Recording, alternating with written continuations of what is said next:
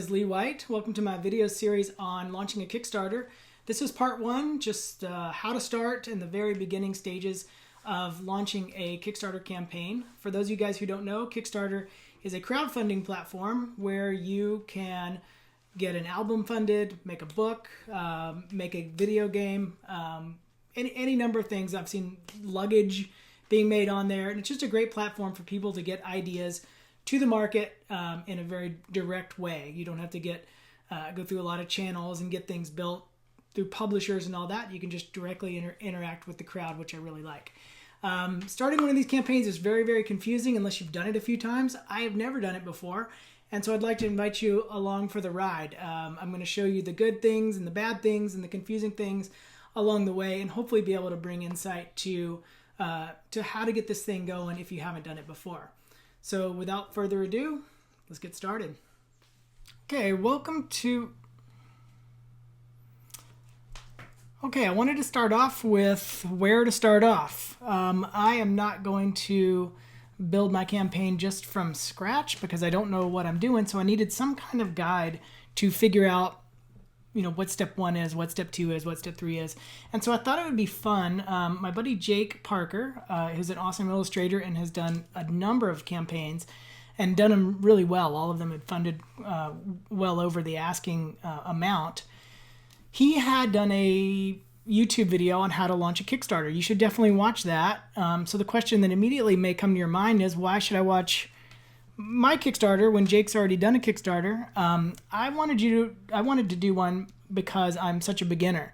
Jake is really good at it, and he knows exactly what to do, and he's got an audience that's huge. I'm not the same way. I don't have a huge social following online. I haven't done a Kickstarter before, and so I wanted to basically use Jake's template. You can see his video here. I wanted to use Jake's template as a guide to see if it works for me as well as it worked for him, and if it's as clear to me as it was for him, and then maybe I can add to what he's already built. And so this was my guide. You can see his step-by-step lock in a domain name. I've kind of copied this page, and so I wanted to show you the process of building this. In his, he's figured a lot of this stuff out already.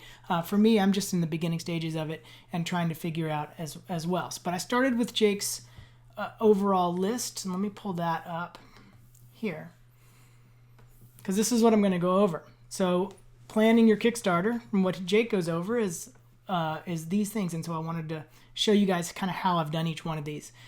So lock in a domain name. That's a domain name for your own website and a landing page that people can go and see more about the project. And so for me, I built that via my own website. Hopefully you guys have your own website. If not, you'd have to build your own website for the project.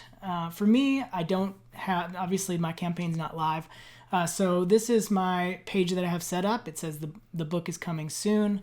It says a little blurb about what the project is, and then a couple of kind of mocked up images. So I'll be adding to that. I guess I should add, since I haven't really talked about my Kickstarter, I'm doing a hardcover book that's going to be about 120 pages or so of just a lot of the work that I've done that's just personal work, and I'm going to get into a little bit more storytelling, show the process of how images are built, all the kind of the behind the scenes things that illustrators do. And these are just images that are from other just personal projects, not from books and not from client-based work, although there may be a couple of client-based images in there.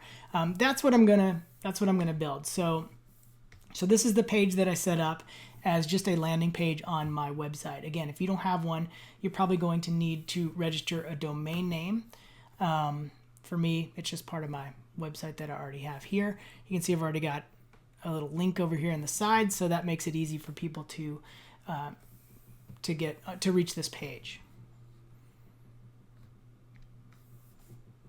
Start a Kickstarter page. That's the next thing you're going to need to do. So I went ahead and started the Kickstarter page. For those of you guys who haven't been to Kickstarter, this is what it looks like, and you just build each one of these things out. It's pretty easy. They walk you through it, one, two, three. Very, very, very simple. You do need to make some preparatory images, which I'll go over in just a minute. But you come up with a name of your project. It should be pretty easy. And again, they just walk you through each step of it. So this part of it is really, really easy.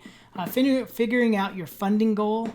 This is not live, by the way, so I just kind of made it up as I'm going. But each step, you figure out what the rewards are going to be for your Kickstarter. Let me make this smaller. There we go, so we can see the title here. Come with a little blurb about who you are and what you're doing. And like I said, so they just walk you through it. So that step is very, very, very easy, and it was simple to set up. A landing page, that's what I just talked about, where people go to my website and can see what the project is. So it just gives me a place to kind of start the buzz about the project. Writing your pitch, that's a difficult thing to do. You need to figure out what's going to be unique about your project. For me, let's see if I can get this. There we go. You can go to my page. I'll probably link this on the video. But the big thing behind my project here is I wanted to be able to, first of all, just show images that haven't really been grouped together in a printed volume before. So that was one of them. But mainly I wanted to be able to tell the stories. Everybody's interested in the details behind images, and that's where interesting stories start to happen and interesting conversations happen when you are talking about the content of a story. And so I wanted to get that out there. The other part of this project for me is I'm going to be given a certain amount of the proceeds. I think it's going to be 10% of if the book gets published. If I end up publishing it, I'm going to give a certain amount of it back to charity. I want to give some of it to different children's literacy programs and be able to share that way in a little bit more of a direct way back to causes that I care about. So that's kind of my hook. You got to figure out what your hook is going to be and why the project is interesting to you. Hopefully that should be pretty easy to answer. Show samples. For me, building samples was pretty easy because the images are already done. And so I just went into Photoshop, made a couple of just basically mock-ups. Let me go zoom in on that. Sorry, it's so small. There we go. And I want to bring my layers palette over here. So I found this online. It's just a free book mock-up toolkit. And so you basically just enter your image in, and it automatically updates the quick images as a mock-up. Here's another one. You can see the layer palette's already in there. And this is only going to be valid if you're doing a book. A lot of you guys who I'm friends with on Facebook are artists, so this probably will be a direct one-to-one kind of relationship. But anyway, look for resources that are already built, so you don't have to build everything from scratch. These mock-ups took me just a few minutes, and as I get into the project and understand what my project is a little bit more, I'll be able to do a little bit more accurate mock-ups right now. But they're just general right now, but at least it gives you an idea of, hey, this might be how it looks in the finished product. Figuring out your reward tiers. So that's on Jake's list pretty early on, and that's awesome. Where you figure out your goals. I'll show you that here.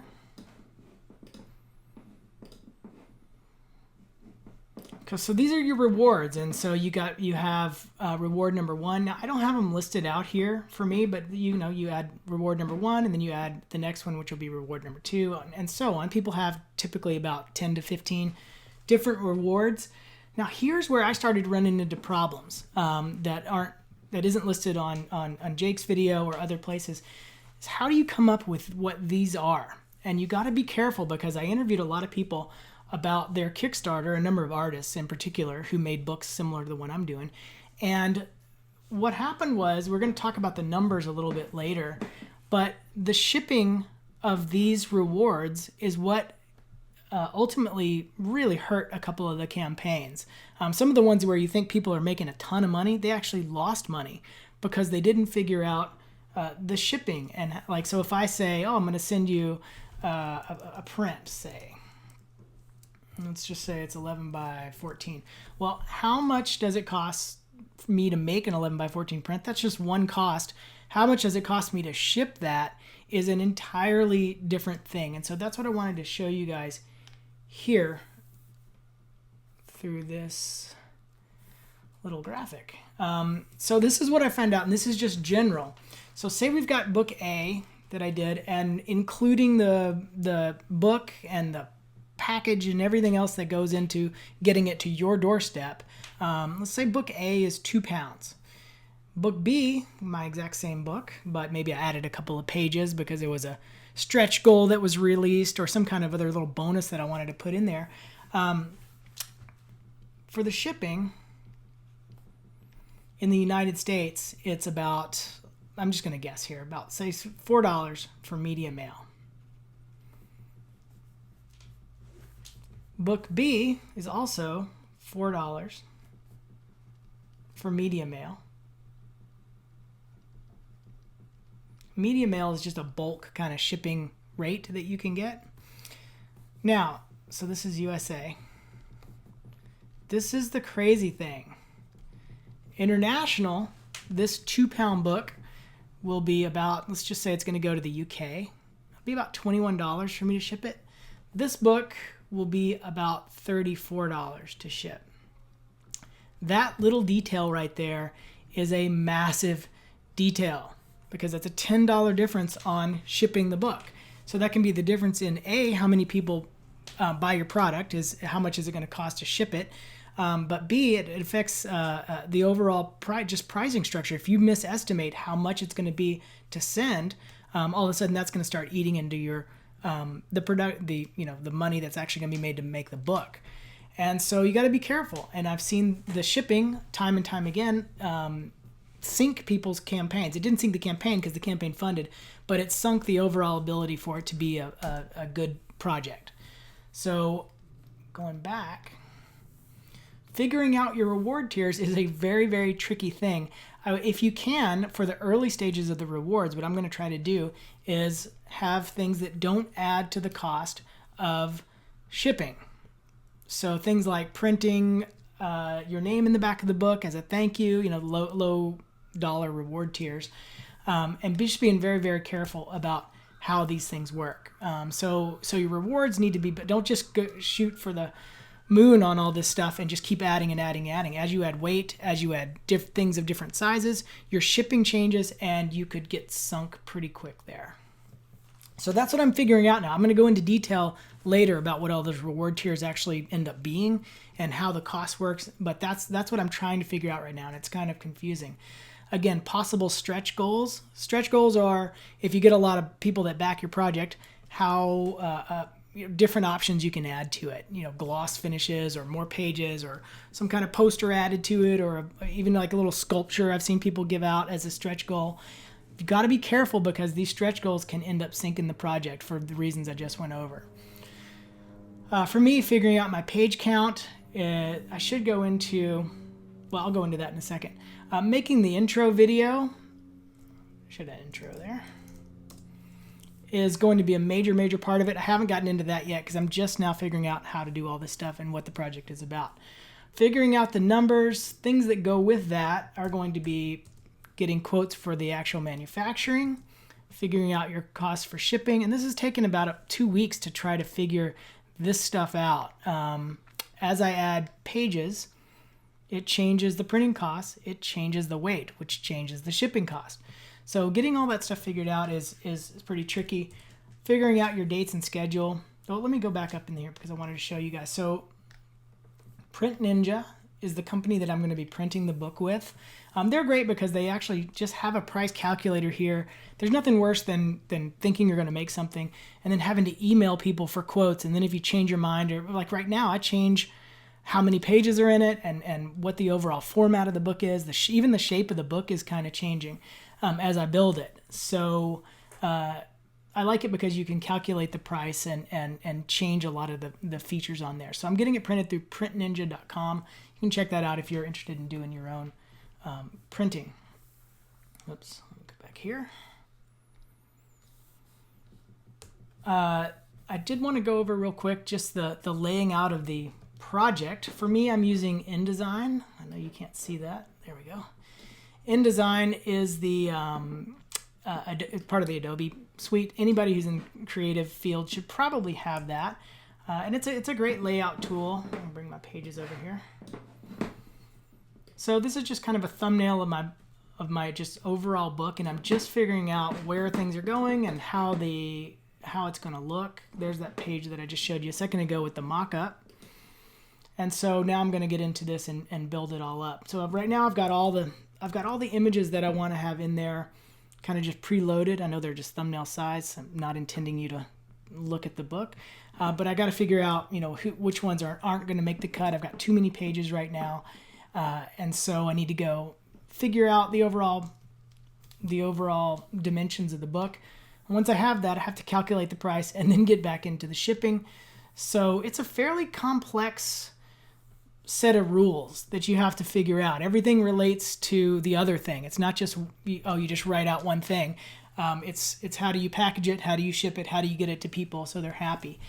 So you just got to be very careful about that. And then ultimately at the end, the advertising part of it. How are you going to get buzz about your project and figure that out? This has been a very, very confusing part of it for me because I don't know what to do necessarily. I'm making this video, so hopefully that's gonna bring some exposure to it. I did sign up for this company. A lot of the research I did, people were recommending Thunderclap, and that's just kind of a pre-campaign that will ultimately bring a lot of attention to your project. I'm not even sure how it totally works yet. I'm just getting into it, and like I said, it's really confusing. So I'm learning as I go, and all the things aren't clear, but what has been pretty good is just having this list. I think Jake's list is definitely a good starting point, but don't underestimate how difficult it is to figure out the actual product and the shipping and what is all included in your package. But you definitely need to figure that stuff out before launching the campaign. I'm going to launch in mid-October, and so I'm kind of got under the gun to figure this stuff out right now. So I will get to it, and hopefully I'll be able to provide you guys with a very, very definite set of what the numbers actually were, and what the numbers are, and what the numbers were, and hopefully bring some more insight to this process. So hopefully this helps you a little bit, and yeah, I'm excited to see how it goes. Thanks, guys.